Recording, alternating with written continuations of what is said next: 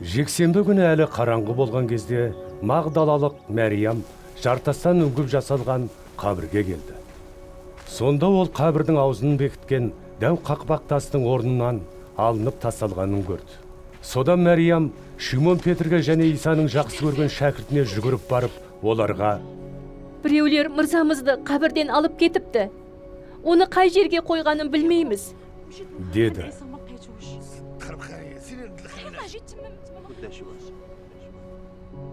Петр мен әлгі шәкірт дереу қаладан шығып, қабірге қарай беттеді. Екеуі бірге жүгіре жөнелді. Бірақ сол шәкірт Петрден жылдамырақ жүгіріп, үңгірдегі қабірге алдымен жетті. Ол еңкейіп қарап, бәтес орауыштың жатқанын көрді. Бірақ қабірдің ішіне кірмеді. Сол сәтте оның соңын ала Шимон Петр де келіп қабірге кірді. Ол да бәтес орауышпен Исаның беті бүркелген сүлгінің жатқанын көрді. Сүлгі бәтес орауышпен бірге емес, бүктелген күйі бөлек жатыр екен. Сонда бірінші болып келген әлгі шәкірт те қабірге кірді. Ол да соны көріп, Исаның тірілгеніне сенді. Сол кезде олар Исаның киелі жазбаларға сай өлімнен қайта тірілуге тиіс екендігін әлі де түсінбейтін. Содан кейін екі шәкірт өздері тұрып жатқан үйге қайта оралды.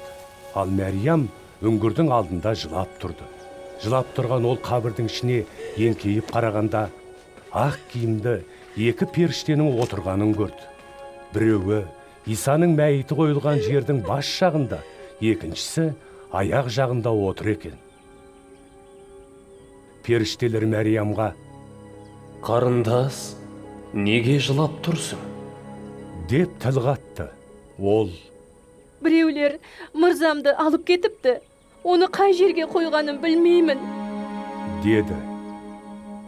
Мәриям осыны айтқаннан кейін артына бұрылып, Исаның тұрғанын көрді. Бірақ оны танымады. Иса: «Қарындас, неге жылап тұрсың? Кімді іздеп жүрсің?» деп сұрады. Мәриям оны бағбан екен деп ойлап: мырза, оны әкеткен сіз болсаңыз, қайда қойғаныңызды айтыңызшы. Мен оны сол жерден алып кетейін, деді.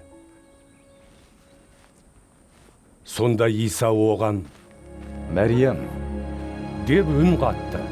Мәриям Исаға бұрылып: Рабуни! деді. Бұл сөз ұстаз деп аударылады. Иса оған: «Маған жармаспа, себебі мен әлі де әкеме көтерілген жоқпын. Одан да бауырластарыма барып, оларға менің әкеме, яғни сендердің де әкелеріңе, өз құдайыма, яғни сендердің де құдайларыңа көтеріліп кететінімді айт», деп тапсырды.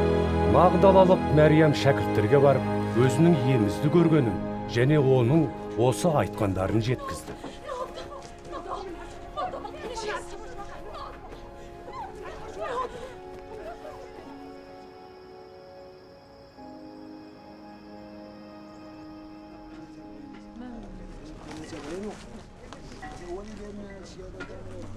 Сол жексенбі күнінің кешінде Исаның шәкірттері жиналып, Яхуди басшыларынан қорыққаннан есіктерді бекітіп алған еді. Кенеттен кіріп келген Иса орталарына тұра қалып: «Сендерге амандық пен тыныштық болсын», деп батасын берді.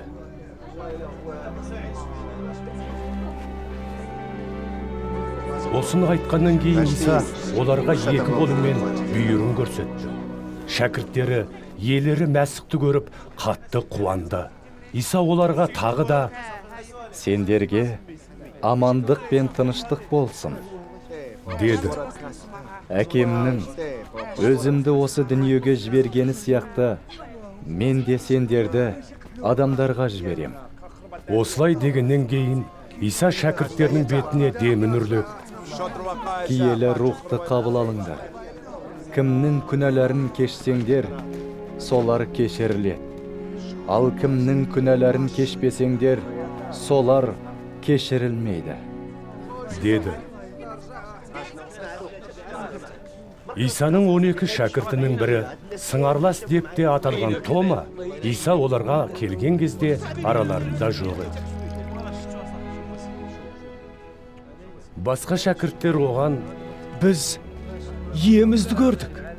дегенде Тома Мен оның қолдарынан шегелердің орнын көрмесем, саусағымен шегелердің орнын сипап, бүйіріндегі тыртығын қолымен ұстамасам, оның тірілгеніне еш сенбеймін.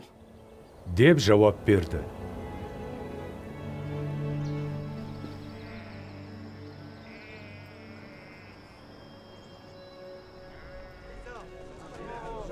Бір аптадан кейін Исаның шәкірттері тағы сол үйге жиналды. Олармен бірге Тома да болды. Есік бекітілген еді. Бірақ Иса кіріп келіп, орталарына тұра қалды да Сендерге амандық пен тыныштық болсын. деді.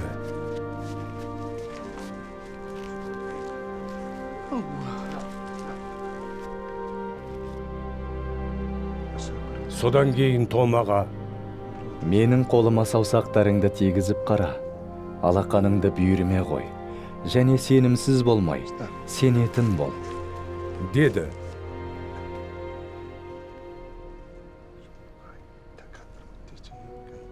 Тома оған Менің, Құдайым менің. деп мойынсұнды. Иса Тома, сен мені көргендіктен маған сеніп тұрсың, ал мені көрмесе де сенетіндер бақытты. деп жауап берді.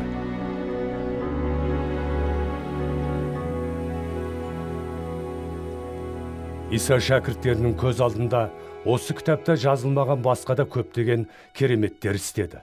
Ал жазылғандары Исаның құтқарушы Мәсіх, Құдайдың рухани ұлы екендігіне сендер сенсін, әрі сенімдерің арқылы онымен тығыз байланыста тұрып, шынайы өмірге ие болсын деген мақсатпен жазылған.